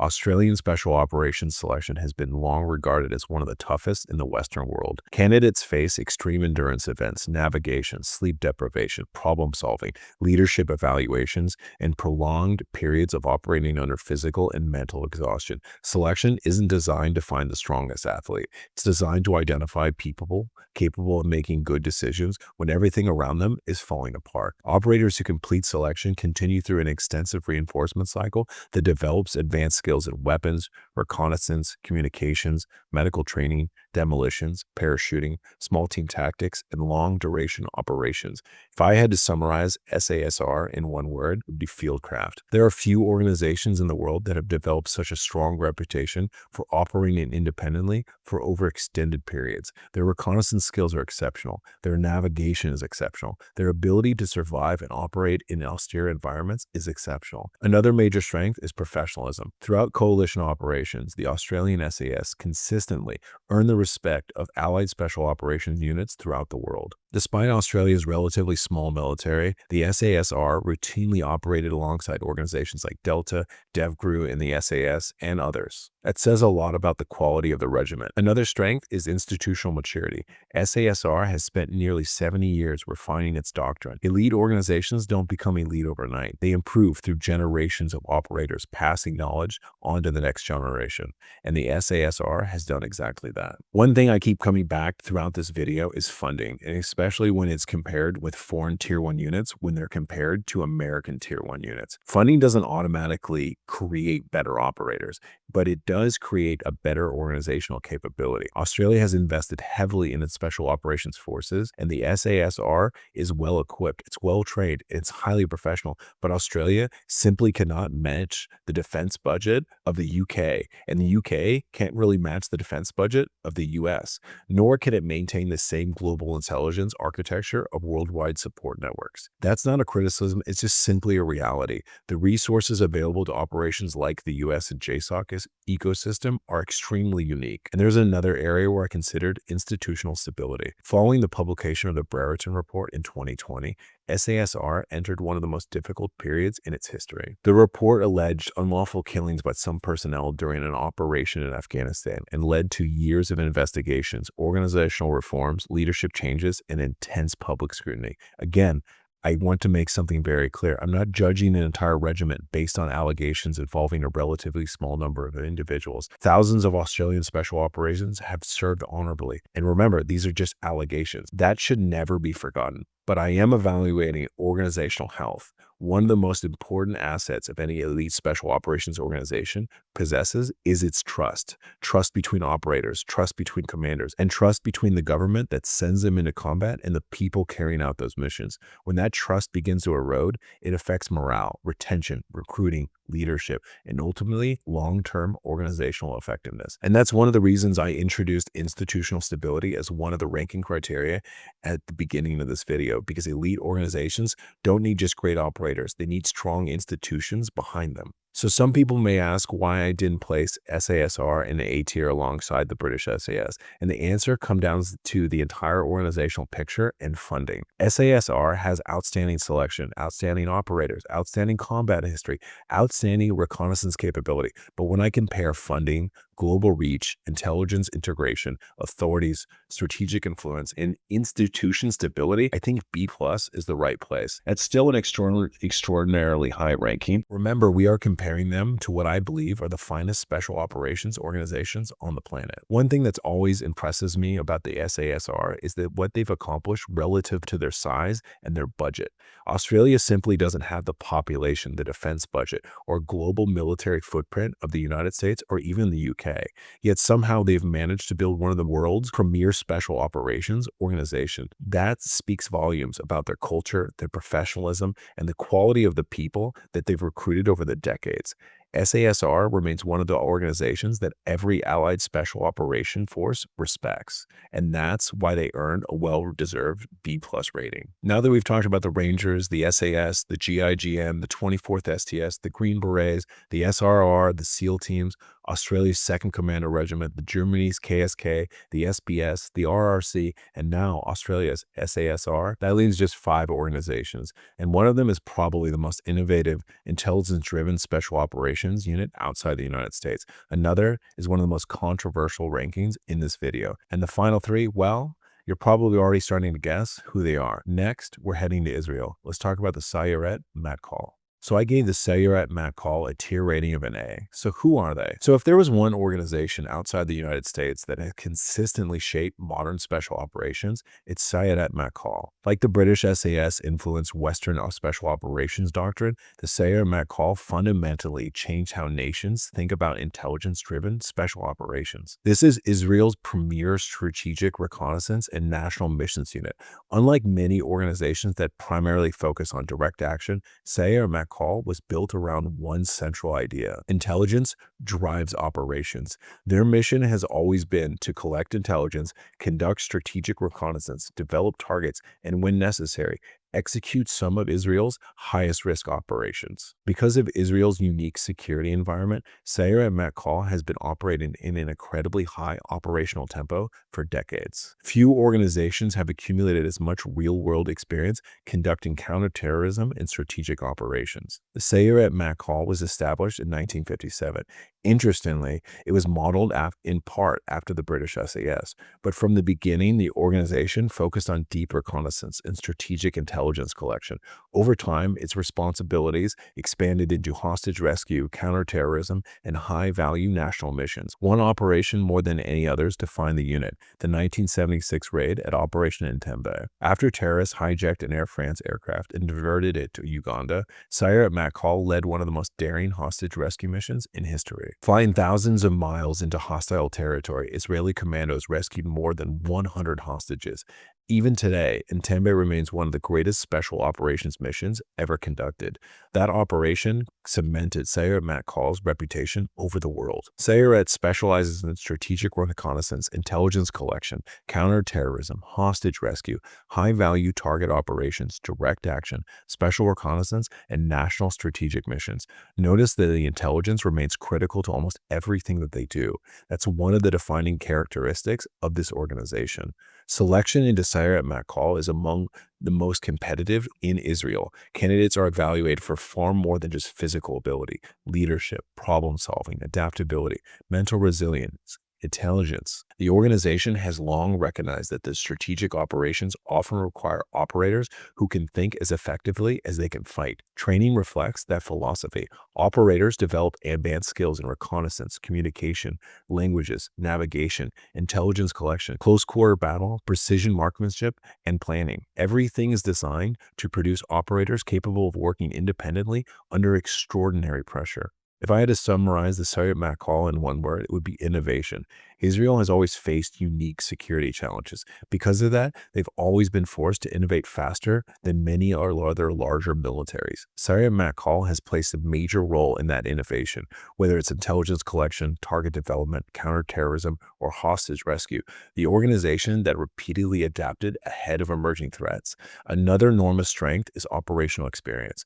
Unlike many Western special operations organizations that alternate between deployments and training cycles, Sayeret has operated continuously against evolving terrorist threats for decades without ever having a break. That constant operational tempo creates tremendous institutional knowledge. Finally, their integration with Israel's intelligence community, like ISA, intelligence isn't simply supporting operations. It's embedded within how the organization actually thinks. Every mission begins with intelligence. Israel has invested heavily in defense technology.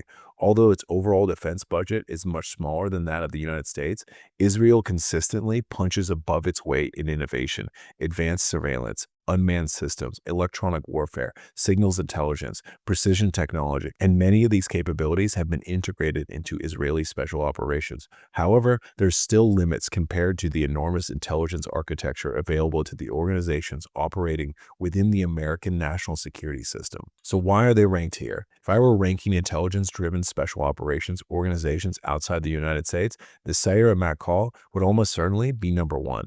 Exceptional selection, exceptional innovation, exceptional combat history, exceptional operational experience. The reason they stop at A tier is because the ranking evaluates the entire organizational ecosystem: funding, authorities, global reach, strategic support, technology, institutional resources. When all those factors are considered, I believe an A tier rating is exactly where they belong. One thing I've always admired about the Sayeret Matkal is how they've consistently evolved. Every generation faces different threats, different technologies, different enemies, yet the organization continues adapting. The ability to innovate while maintaining exceptionally high standards is one of the reasons that they're respected by the special operation professionals around the world. They may not have the largest budget or the largest force, but they have consistently demonstrated that intelligence preparation and innovation can overcome their size. We've now covered almost every foreign organization on this list.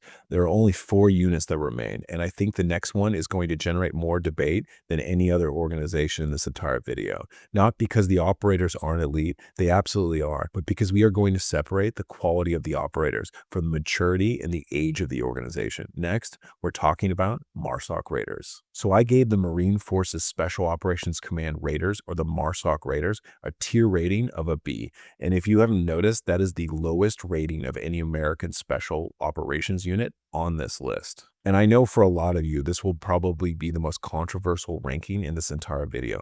And before we start, I want to make something very clear.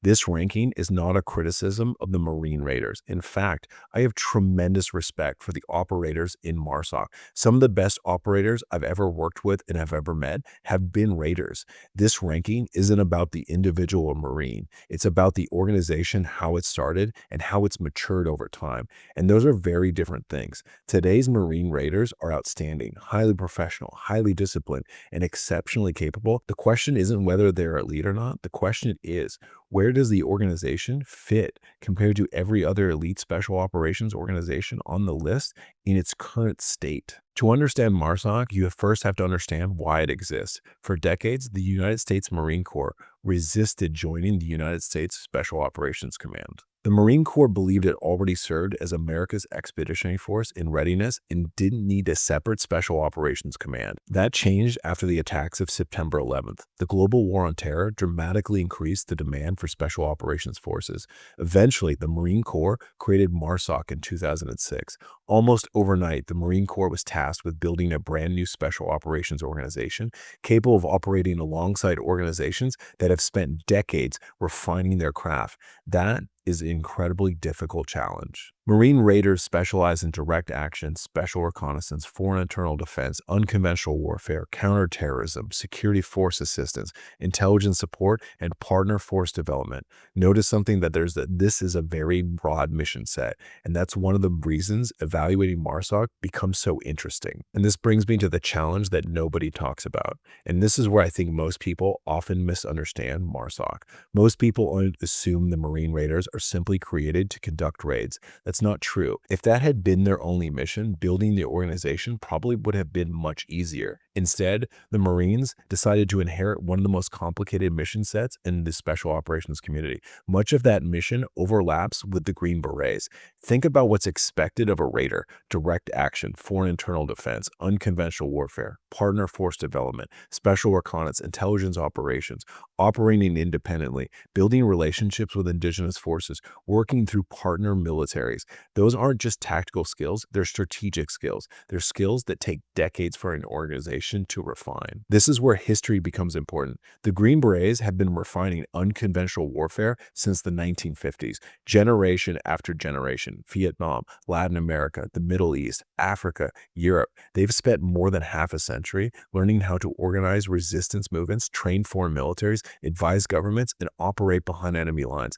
That's institutional knowledge. You can't create 70 years of organizational experience overnight. And that's the challenge that MARSOC inherited.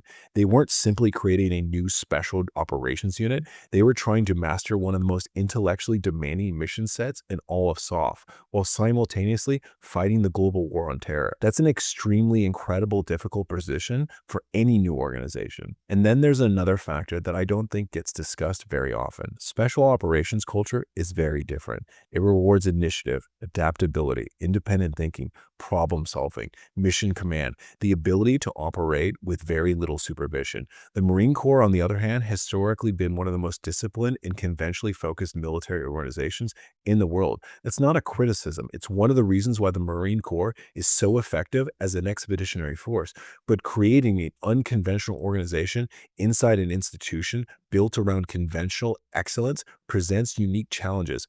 Early MARSOC leaders largely came from the conventional Marine Corps. There simply wasn't a generation of experienced raiders available yet. They were building the airplane while flying it, developing doctrine, building culture, creating selection standards, training cadre, all the while deploying into combat, and that's an extraordinary challenge. Despite those challenges, MARSOC accumulated an enormous amount of combat experience during the global war on terror. Raiders operated extensively in Afghanistan, Iraq, Africa, and other numerous locations. Over time, the organization matured significantly. Lessons were learned, doctrine improved, leadership evolved. Today's MARSOC is a far different organization than the one that they stood up in 2006. If I had to summarize today's MARSOC in just a few words, it would be resilience and the speed of their adaptability, because the Marine Raiders have demonstrated an impressive ability to evolve into a very difficult situation that the MARSOC Raiders were put into by creating their organization when they did, the type of job that they chose to clone, which was the Green Berets, and they did it inside an organization that made it much more institutionally difficult, which was the Marine Corps. And that brings me to one of their other strengths, which is culture. As the organization did mature, it increasingly was being led by Marines who grew up inside MARSOC itself. And that's important because institutional culture becomes much stronger when it's developed internally rather than borrowed from outside organizations. Now, here's why they remain in the B tier. This has nothing to do with the operator quality. It comes down to organizational maturity.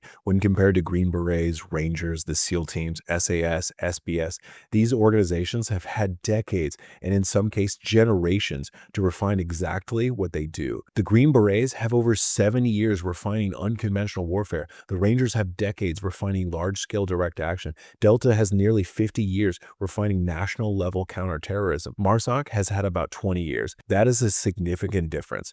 Institutional knowledge compounds over time.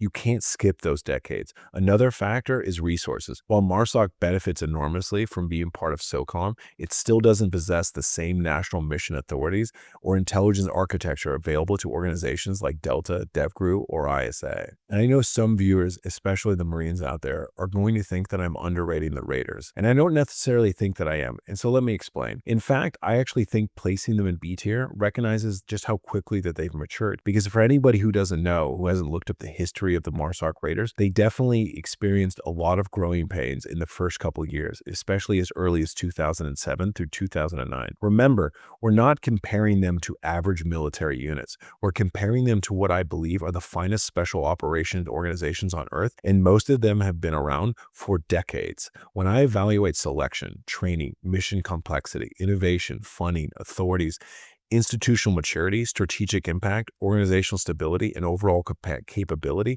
I believe B tier is exactly where MARSOC belongs today, but that will change very, very soon. I actually think MARSOC's future is incredibly bright. For the first time in its history, it's producing senior leaders who spent their entire careers inside that organization, not the conventional Marines. That means institutional knowledge is compounding, doctrine is maturing, culture is strengthening, experience is accumulating. If we have this conversation 20 years from now, I wouldn't be surprised if they're ranked even higher because organizations become elite through time, not just talent. And I think the Marine Raiders are well on their way. We've now reached the final three, and I think most of you have probably figured out who they are, but the order, that's where the debate really begins. One of the organizations has become synonymous with the most famous special operations missions in modern history. Another quietly enables many of those missions before they ever begin, and the final organization, in my opinion, stands alone. Now we're finally going to talk about the U.S. Navy's premier National Mission Force, DEVGRU, or commonly known as SEAL Team 6. So I gave the National Special Warfare Development Group, or commonly known as DEVGRU or SEAL Team 6, a tier rating of S. Now that we've finally arrived at the first of three organizations that I believe stand above everyone else, the U.S. Navy Special Warfare Development Group, better known as DEVGRU, for most of people, this organization they think of when they hear SEAL Team 6, and for good reason. DEVGRU has been involved in many of the most significant special operation missions in modern history: hostage rescues, counterterrorism, high-value target operations, maritime interdiction, strategic raids. But what separates DEVGRU from the conventional SEAL teams isn't simply that they're better SEALs. They're a completely different organization, different mission, different authorities, different resources, different expectations. Like Delta Force, DEVGRU exists to solve America's most difficult national security problems. DEVGRU was created in 1980 following the failure of Operation Eagle Claw. The United States realized it needed a dedicated national mission counterterrorism unit capable of responding to hostage rescue situations anywhere in the world. Colonel Richard Marcinko was tasked with what was then known as SEAL Team 6. Over time, the organization has evolved into today's DEVGRU. Since then, DEVGRU has participated in operations across the globe, becoming one of the world's premier assault forces. Perhaps no mission better illustrates that than the raid that killed Osama bin Laden at Abbottabad, Pakistan. Although the operation involved an entire intelligence and special operations ecosystem, DEVGRU executed the final assault itself. It's one of the most recognized special operations missions in history. So DEVGRU, or SEAL Team 6, specializes in counterterrorism, hostage rescue, maritime counterterrorism, direct action, high-value target operations, special reconnaissance, national mission operations, and strategic raids. Unlike conventional SEAL teams, DEVGRU is built around solving the highest priority national security missions. One thing that's important is that nobody even gets to try out or join DEVGRU directly. Candidates must first prove themselves in the SEAL teams. Only after establishing themselves operationally can they attempt Green Team, DEVGRU's selection and assessment course. That means every successful candidate that even attempts to go to Green Team or SEAL Team 6 selection has already completed BUDS,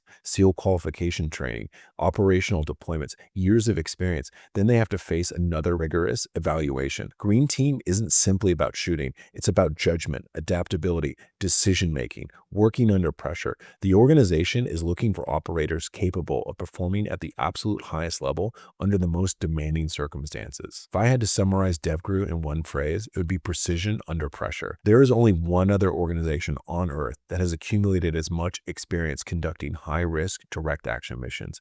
Another enormous strength is funding. Remember something I've emphasized throughout this video. Funding doesn't automatically create better operators, but it absolutely creates stronger organizations. DEVGRU benefits from exceptional training facilities, dedicated aviation support, advanced technology, cutting-edge weapons, research and development, outstanding medical support, and perhaps most importantly, direct integration into the entire JSOC ecosystem. That ecosystem matters. DEVGRU doesn't operate alone. It operates along organizations like Delta, ISA, the 24th STS, RRC, the 160th SOAR.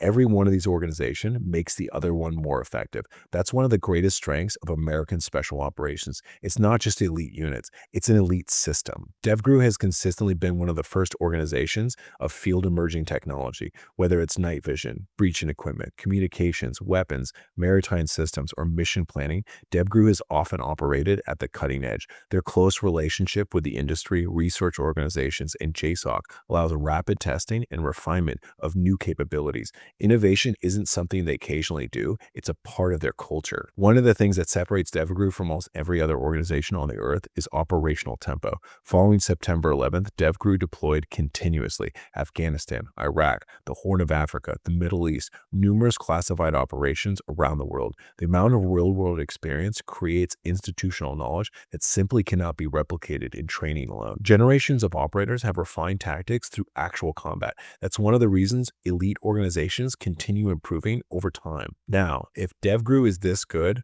how come they're not alongside the one unit that's in the S plus category? And I will give you mainly one reason, which is that is the culture and the level of professionalism and some of the toxicity that exists within this unit. So the biggest difference between the one unit that does get into the S plus category, which is at the top of this entire list, is how DEVGRU treats its support.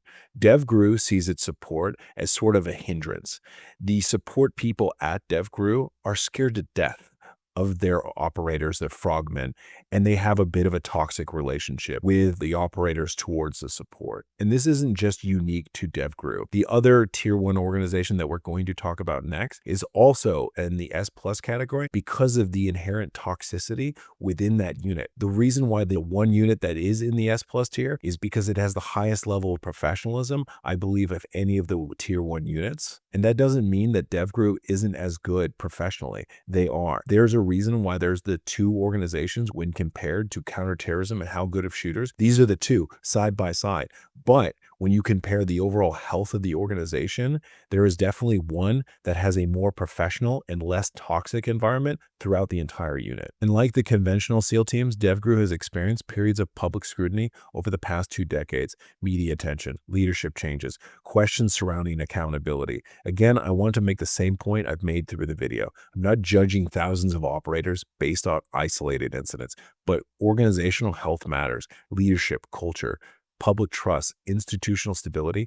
These are all legitimate considerations when evaluating any elite organization. I applied the same standard to every organization in this ranking. So why did I rank them here? When I evaluate selection, training, funding, innovation, combat experience, strategic impact, technology, mission success, institutional maturity, authorities, very few organizations can even score as highly as DEVGRU or even come even close. There's a reason when the conversation of who are the best special operations unit, DEVGRU is always in the top conversation. But I believe the institutional maturity and some of the toxicity within that organization brings it down just a little, and which is why it's not in the S plus category and only the S tier. One thing that I hope this video has demonstrated is that elite organizations don't exist in isolation.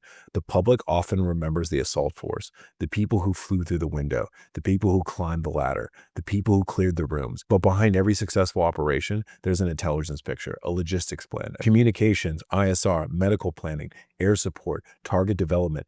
DEVGRU represents the very best of the assault side of that equation, and they've earned every bit of that reputation. Now we're coming down to the final two. One organization quietly makes many of America's most famous special operation missions even possible. The other has become the benchmark by which almost every modern special operations unit is even judged. Most people know the second one. Far fewer understand the first. Next, we're going to talk about what I believe is the most important intelligence organization in modern special operations, the Intelligence Support Activity, or ISA. So I rank the Intelligence Support Activity, or ISA, or TFO, as a tier rating of S. So now that we have arrived at what I believe is probably the most misunderstood organization in all of special operations, and I would know personally, if you've watched my channel before, you know I spent a lot of time talking about this organization. And honestly, I think it's probably the least understood unit on this entire list. When people think about special operations, they naturally think about assault forces, the Rangers, the Green Beret, the SEALs, Delta, DEVGRU. They picture the people kicking in the door. But here's something I've learned throughout my career. Finding the target is often harder than hitting the target. Anyone can build an incredible assault force. Building an organization capable of finding one individual hiding somewhere on Earth, developing that intelligence, tracking them for months, sometimes years, and then handing that target package to an assault force, that's an entirely different challenge. And that's what ISA was built to do. The origins of ISA go back to one of America's greatest military failures, Operation Eagle Claw. Following that operation, the United States realized something. We had outstanding assault forces. What we lacked was an organization dedicated to finding and developing targets for those assault forces. That realization eventually led to the creation of what would become the Intelligence Support Activity. Since then, ISA has operated under numerous cover names over the decades. And while those names have changed, the mission has remained remarkably consistent. Find the enemy, whether that's through human intelligence, signals intelligence, technical intelligence, pattern of life analysis, covert surveillance, or integrating information from across the intelligence community. ISA exists to answer one question: where is the target? So ISA specializes in human intelligence, signals intelligence, technical intelligence collection, special reconnaissance, covert surveillance, target development, operational preparation of the environment, sensitive site exploitation, intelligence fusion, support to national mission operations. But you're going to notice something here unique. Unlike other organizations like the 24th STS, which typically just enable other special operations organizations, ISA does more than just enable other JSOC elements and intelligence organizations, but it actually does its own operations for its own mission objectives. And very similar to how RRC, which primarily does reconnaissance, but also dabbles into the AFO, the clandestine, the covert operations, even though it's not its primary role, they sort of also do that type of work. ISA does the similar thing into other things as well. It is a bit of a full spectrum organization. While their primary goal is intelligence, clandestine and covert intelligence, but they also dabble into the tactical reconnaissance. They also dabble into the tactical and some of the direct action elements. Just like DEVGRU and SEAL Team 6 are primarily direct action, they have their own intelligence assets. So their primary goal is direct action, but they also have some of that organic capability. ISA is no different. And especially for somebody who is in the tactical detachment, I can tell you that we are trained to a very high level. We're never going to be as good as shooters as SEAL Team 6 or DEVGRU, but we're definitely trained to the level to be alongside them, along the hit, be able to keep up and not get in their way. One of the reasons I ranked ISA so highly is because I don't believe that there's a true equivalent anywhere in the world. Early in the video, we talked about Britain's Special Reconnaissance Regiment, the SRR. People often call SRR the Britain's ISA, and I understand why. But I don't think that's an accurate comparison when you actually really dive into the details and comparisons of these units. The United Kingdom distributes many of the capabilities concentrated inside ISA across several different organizations. And you're going to notice this as a trend across how UK does their intelligence and special operations. But you'll notice in American special operations units, we constantly will grow as many capabilities within that specific organization organically. So you're going to see a lot of, and this happens in the intelligence community as well, but all these special operations organizations and these intelligence organizations like the CIA, they start developing capabilities they would normally get from other organizations, and they sort of grow into these full spectrum organizations. That doesn't really happen in the UK. For example, the Government Communications Headquarters provides signal intelligence and cyber capabilities. The Secret Intelligence Service conducts foreign intelligence service collection. The Security Service focuses on domestic intelligence. The SRR conducts covert surveillance.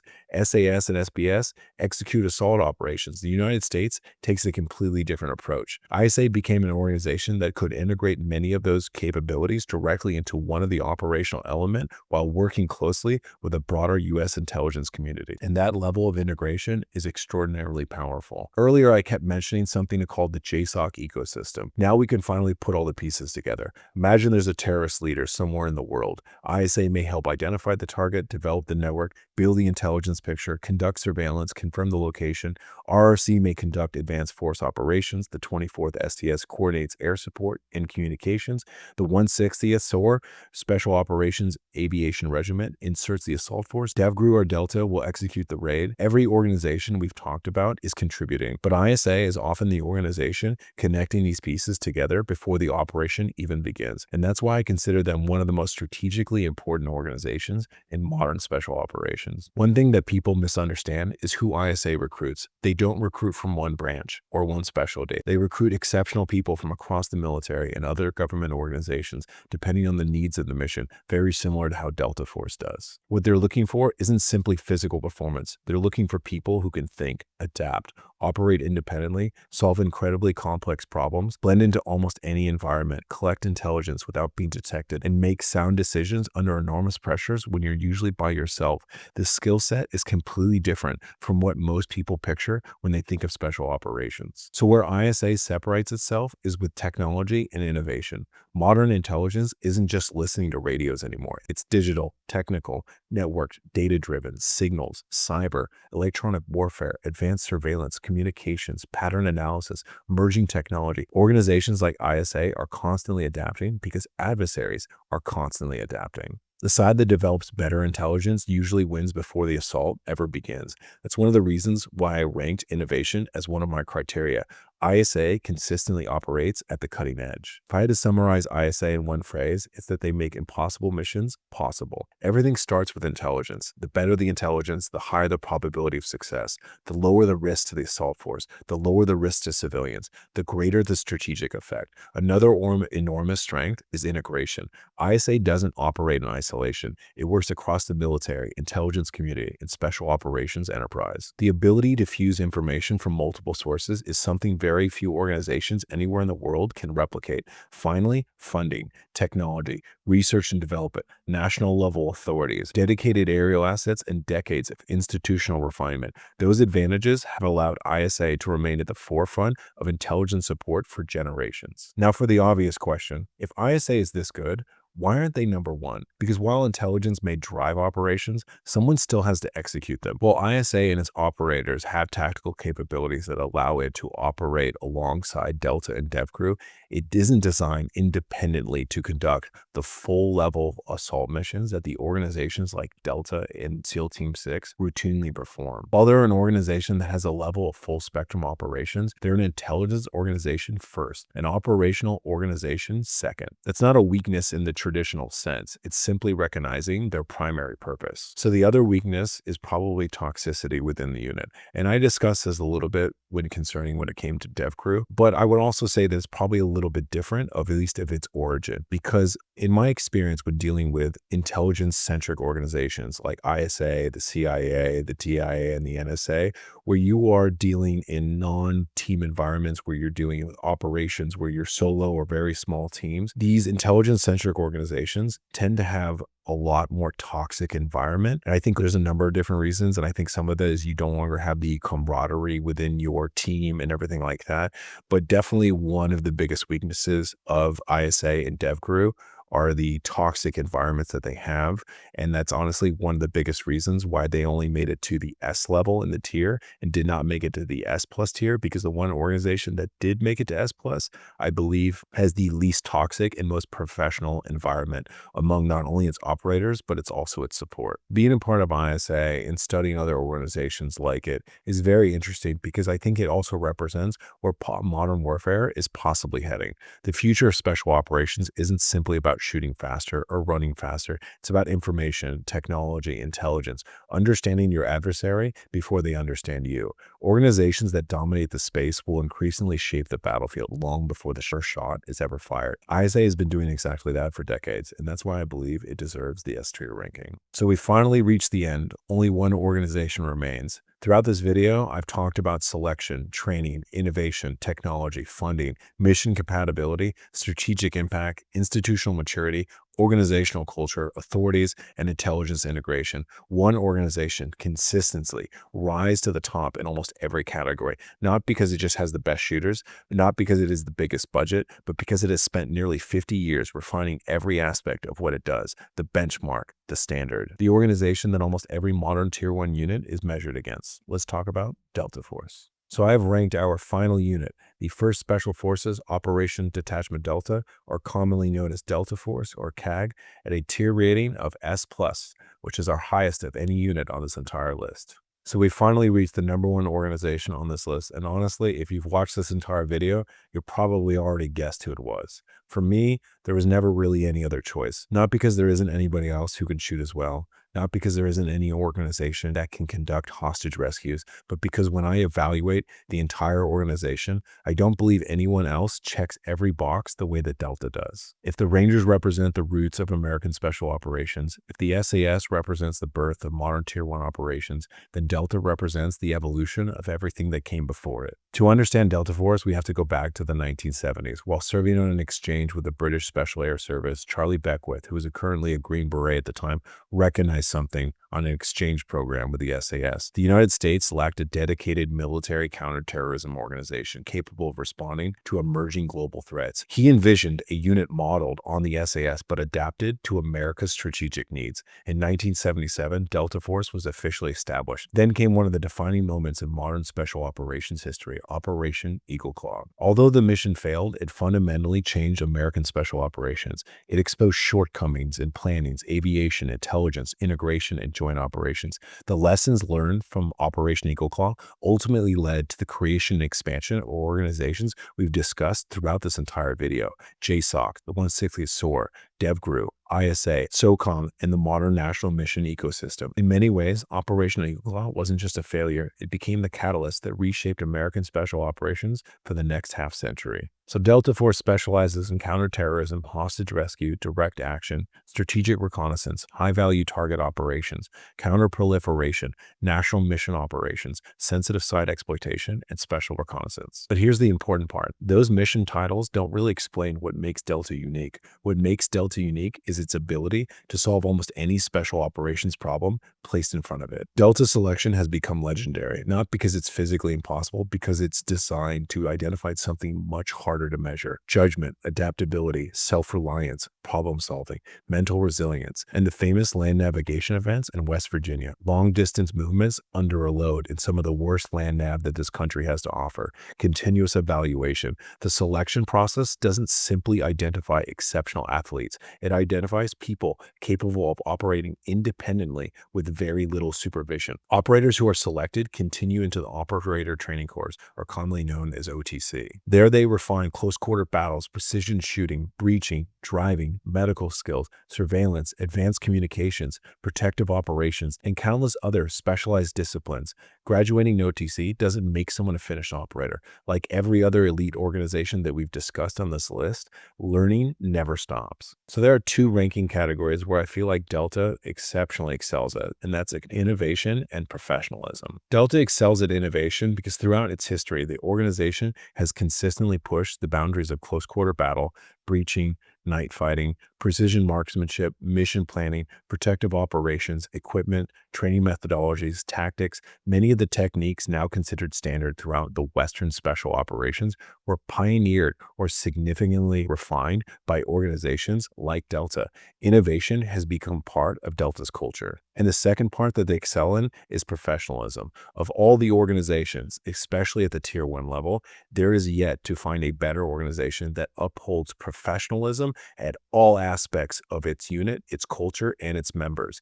There is no organization that treats its operators where they treat their support better than Delta Force. If you are ever a support person and you want to go to any tier 1 unit, you are going to have a drastically different life at every other support unit except Delta. You are treated like one of their own, that you are a part of their mission and they can't do their mission without you. And it's even to the point that if you are an operator and you actually messed with one of your support guys, you can actually get fired for that. And that's just one of many examples of Delta enforcing standards to protect its culture and the people within it. Early in this video, I talked about ecosystems. Delta represents the very center of that ecosystem. Imagine a national mission operation.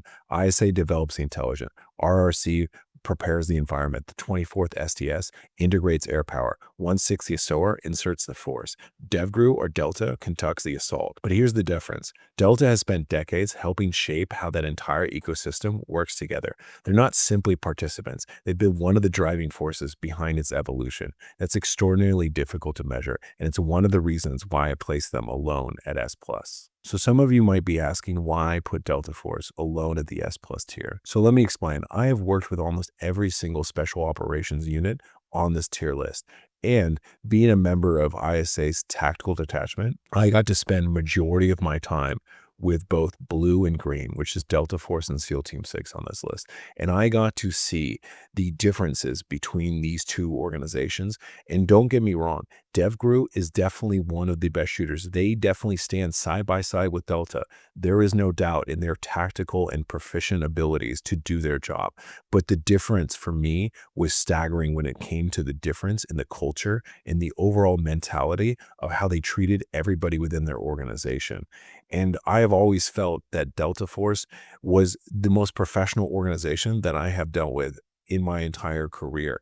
And to be among the big three operational tier 1 units, which is orange, blue, and green, they have all these capabilities. They run their own missions. They have their organic aviation assets. Delta definitely separated from the other two based on that professionalism and that positive culture that they push out every single day. So one thing I hope this video accomplished is changing how people think about special operations. It's easy to rank organizations based on reputation, social media, Hollywood, but that's not how I tried to do it. Instead, I looked at the organizations themselves, their history, their missions, their institutional maturity, their funding, their innovation, their culture, their authorities, their strategic impact, and most importantly, how they contribute to the success of the broader special operations enterprise. That's why you saw organizations like the 24th STS and RRC ranked higher than many other people expected, because modern warfare isn't just about one person or one assault team. It's won by ecosystems, intelligence, by planning, by logistics, by technology, by innovation, by organizations that have spent decades refining every detail of what they do. Now, I'm sure you disagree with some of the things that I did on this list, and honestly, I'd be disappointed if you didn't. The special operations community is full of passionate people and reasonable people who can weigh on these criteria differently. So there's my challenge to you. Don't just tell me which ranking you disagree with me. Tell me why. What criteria would you weigh differently? What would you value? Would you value mission complexity more than funding? Would you prioritize innovation over operational history? Would you move a foreign unit higher? Would you rank institutional stability differently? Let's have the discussion in the comments, because at the end of the day, every one of these organizations is made up of men who volunteered to do extraordinarily difficult jobs in the service of their countries. And regardless of where they landed on my list, they've all earned my respect. If you enjoyed this video, hit that like button, subscribe to the channel, hit that notification bell, and let me know what ranking you'd like to see me do next. Until next time, I'm Joe, the Stoic Viking. Thanks for watching.